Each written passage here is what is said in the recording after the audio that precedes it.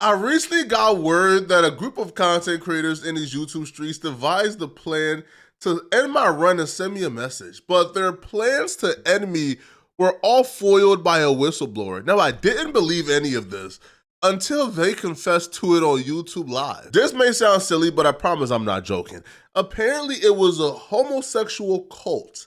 It was openly gay and down low gay men in LA who decided that I was public enemy number one, and they wanted to take me down through lies and deceptions. Now, the four people involved in this homosexual conspiracy to end my run is this down low openly gay dude in LA called Namir. Now, I don't know how you could be down low and openly gay. It's sort of like the situation where they think they're down low, but everybody knows how they get down. Everybody knows about the people they're involved with. Everybody knows, that he frequent gay bars, that he's been involved with multiple gay men. Everybody know this. This is not a kept secret. We all know this in LA. This dude is a homosexual, but we applaud him for doing his thing, right? We don't judge nobody.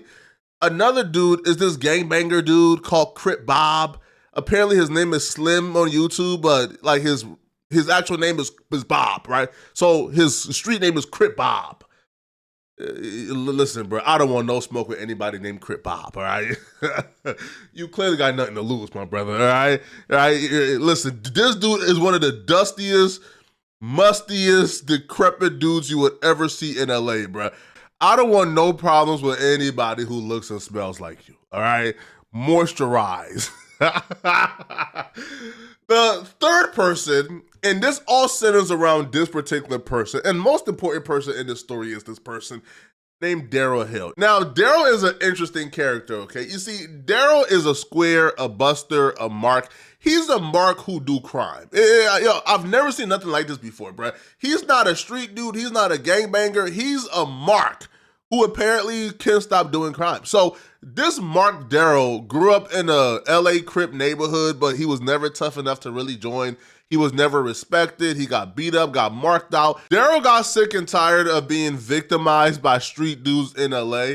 So he moved to Atlanta and started living out his homosexual fantasies. And this sounds silly, bro, but everything I'm saying in this video is 100% true. He moved to Atlanta, started repping 60 Crip, even though he could never rep 60 Crip in LA because they would do some very bad things to him, and they made it very known he's not one of them. So he moved to Atlanta where nobody knew him and started parading himself as the biggest, baddest gang member Crip. So once he started parading as that, I guess that right there got him some type of stock in Atlanta.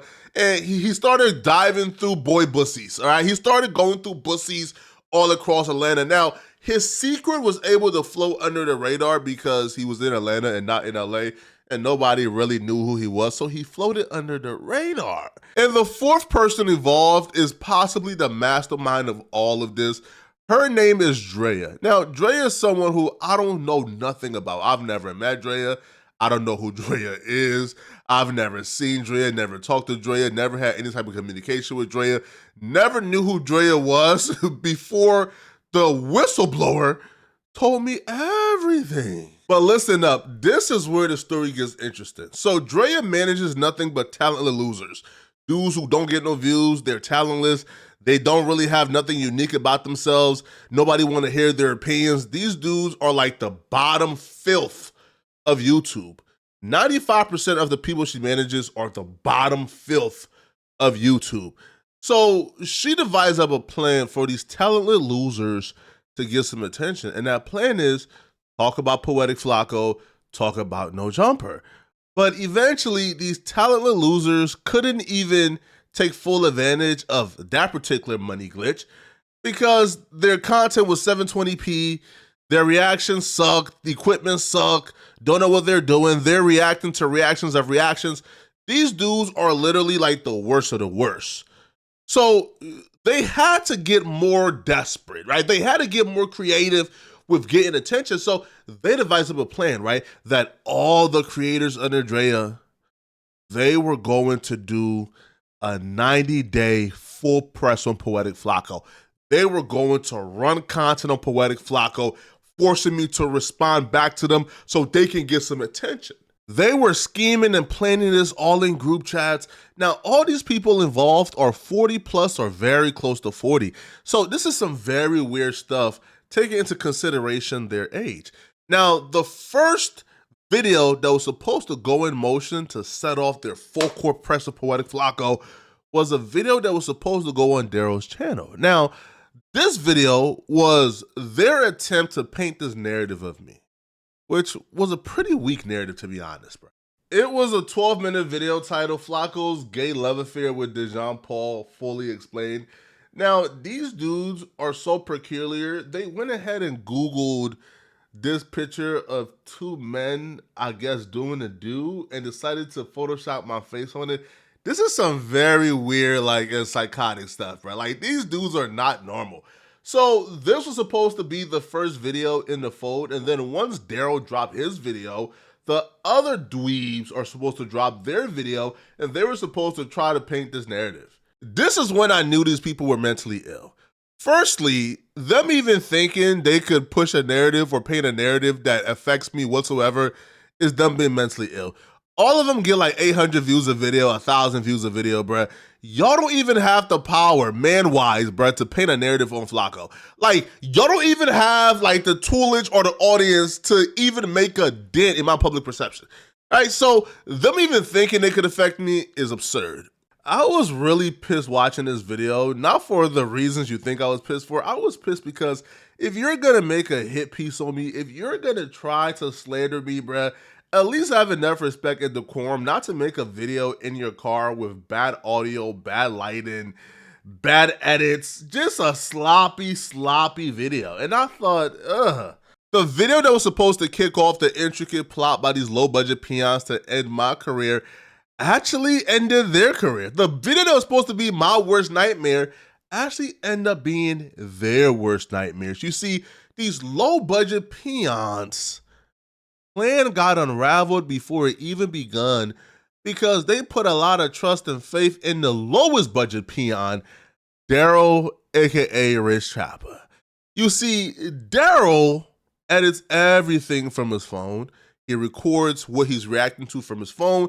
He films himself from another phone. So everything he does is mobile because this low budget peon is too cheap and broke to actually get an editing device or a computer to do his work from. And he made a very big mistake. Now, I like to call this a mistake, but honestly, bro, I like to think this is divine intervention. This is God telling him, don't play with Poetic Flacco, man. He's one of my favorites. Because in the video where Daryl, the peon, was moving forward with a plan by the other 4 low-budget peons to discredit me and to paint me as a homosexual man, in that video, Daryl actually revealed that he was a down low homosexual man. He made a catastrophic mistake. You see, he records the video he's reacting to on one phone and then films himself reacting to it on another phone and then combined the footage to put out the reaction video. In this case, he kept the screen record on accidentally as he was doing other things on the phone. And then when he combined the footage, he forgot to trim out the other stuff he was doing while the screen recording was on. And here's what he was doing while the screen recording was on. I gotta holler at you, man. I'm at the GP. Hey, Barney. I'm at the GP. Come on, man. He gets done looking at his YouTube analytics. He goes to the home screen of his phone, and then he clicks on this particular app right here called Grindr. So he enters into Grindr, and he starts reading and replying back to messages. Grindr, if y'all don't know, is a hookup app for gay men. They go in there looking for boy pussy, all right? Now, I can't show what Daryl did after that particular stopping point because it gets explicit fast. One dude asks Daryl, as he is scrolling through, replying to messages and looking for men he finds attractive, one dude asks him, "Do you suck D?" He replies, "No, I eat it." I said, he is a delinquent and a degenerate. It don't get much more degenerate than Daryl, bruh. I'm sorry. Think about the poetry here, bruh. As he was trying to lie and put false accusations on me of being down low, he accidentally outs himself for being a down low homosexual man in Atlanta. This is poetic. It don't get much more poetic than this. So now, because nobody watches Daryl, he doesn't have an audience at all. The only people who watch his videos when he drop it are people who are, on his team, right? People who are under the Drea management team. So when he posted a video, within 10 minutes, he got a call from Drea like, hey, take down that video. You made a mistake in the editing, and she explains what she saw. Now, no fans seen the only people who seen it were people under the team. One guy in particular who's seen it and screen recorded it and sent it to Drea, his name is P's and Q. I'm looking through the video, right? Matter of fact, I had just left my other job and I was on the patio smoking, and I stopped the video. The only reason why I stopped the video is because when I be looking at y'all nigga shit, I be trying to stop and see when you on your phone what apps you got, because I'm thinking that those apps can help me do my shit, right? There's some good light right here. So I'm thinking like, yo, this can help me do my shit. So when I stopped it, I looked at the app and I was like, I don't know, what app is this that he going to? Before he even pressed it, I asked my girl, like, have you seen this? So I looked it up. I used AI to look it up. And I saw it was Grindr, which is a gay dating app that Trap is on. He's on there, right? And he's just scrolling all the shit, and he's going through different dudes. And so P's works for Drea, not for Daryl. So P is like, bro, we got to expose this dude, Daryl, man. He's on the internet telling everybody he's a neighborhood Crip. He's out here trying to expose people for being down low. He's out here attacking people's mothers. He's out here attacking his baby mama. He's out here has a whole channel on exposure, and he got these secrets in his closet. We have to expose him. But Drea said, no, please, that's my client, P. Don't do it. Don't expose him. Told me the in and outs, and she was the main one. She was like, please, do not do that. Please, that's my client. It might not be him. Now, due to his respect for Drea, he was down with keeping quiet and just moving forward and never talking about what he saw on that video and never exposing Daryl's Grindr activities. But where things went wrong at is when Daryl decided to scam his audience for $1,000, right? And more specifically, scam P's and Q's.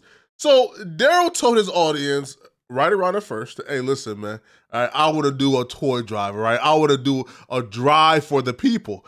So P's and Q's, among others, they donated a lot of money for him to have the toy drive or whatever drive it was, right? For him to have the drive to give back to the less fortunate. So when P's and Q's donated his hard-earned money, he became offended when he seen that Daryl went to the 99-cent store and was buying like hygiene products and things like that for himself, and there was no talks of a drive happening, and he felt like he got scammed. So he began to express it in the chat. And when he began to express how they got scammed, Daryl decided to tell him that he was going to take away his moderator because he was disgruntled about being scammed by Daryl. I'm like, you know what? Yesterday, I said, today is the day. So Trap said, and let me tell you the reason why he said it. The night before, which was on Friday, which was on Saturday, I asked him about the money from the Christmas drive, because if you go and look at his videos, he said that we're gonna donate $1,000 and buy some clothes and a Christmas tree. So I donated. I'm not mad that he didn't use it. I mean, he could use it wherever he wants to, like Rick Rock said. And Rick, you next, hold on. I said, okay. But then you go to the 99-cent store and it's a hygiene drive. So I said, when he said he saw me in the comments, I was going crazy. And I got those receipts. I got receipts about everything I'm talking about. So he says, you know what? You know how they do. You know what? We gonna get the moderation. We gonna change it around. I said, well, nigga, you can have my wrench. I don't want to be down with you no more. And you're getting exposed. And that is what sparked it. Him scamming his audience for chump change is what got him exposed. So after P's and Q's got removed as a moderator after being scammed, he then went public with these accusations and he posted the video, right? He posted the screen recording that you saw earlier in this video where it shows Daryl scrolling through Grindr, asking to give fellatio to various men. Now, after the proof came out, after the receipts came out, after the 4K video came out, Daryl then went on live to do some damage control, right? But while on live to do damage control, he revealed that his team, which, you know, we can suspect is Drea, you know, Bob, Crip Bob, and Namer, they told him to blame it on Flacco. They told him, hey, we already had this plan to lie and slander Flacco and to tear him down, bruh. This can be a part of it. Just tell the audience, yo, this was a secret leak you got from Flacco's phone, and this was Flacco on Grindr. Let's address it. Because what niggas wanted me to do, stop me when I'm lying, Slim. Niggas wanted me to put it on Flacco. What did I tell you when niggas said that?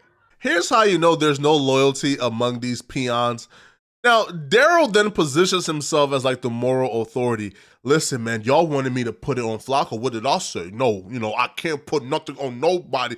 So he lies and says that he was the one who told them that he can't lie on Flacco, that that's not a real thing to do. We can't put that on another man. Yeah, okay.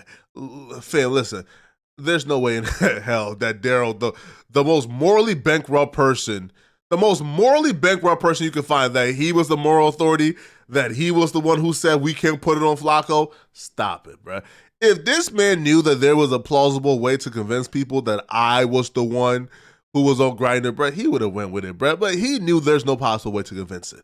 All right? This is the same dude who made up paperwork and lied and said that I had a rape case in Ohio in 2014 when I was in college. In 2014, I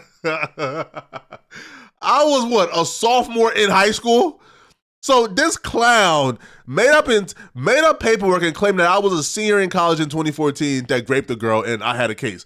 Turned out it was completely false. It was falsified. It was cap. It was a lie.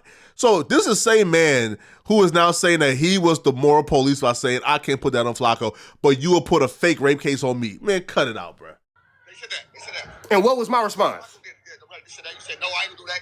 I'm a real nigga. I don't put no nigga. You don't put no shit on that. Whatever we think about Flacco is what we think about Flacco. We make fun of that nigga, blah, blah, blah, but you can't put that type of shit on a nigga, bro. Right. Facts. You can't put that type of shit on a nigga, bro. You feel me? So, with that all being said, big shout out to my moderator. Shout out to my editors. So they couldn't put it on me. So now they're putting it on an editor who don't exist. So now he's claiming that it was his editor, but here's the problem with that. You see, Daryl records the video that he's reacting to on his phone, and then he records himself reacting to that.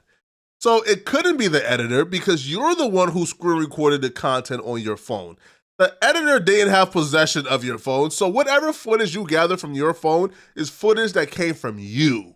So you're the one that was on Grindr, not an editor. So now they're doing a bunch, man, of damage control, all right?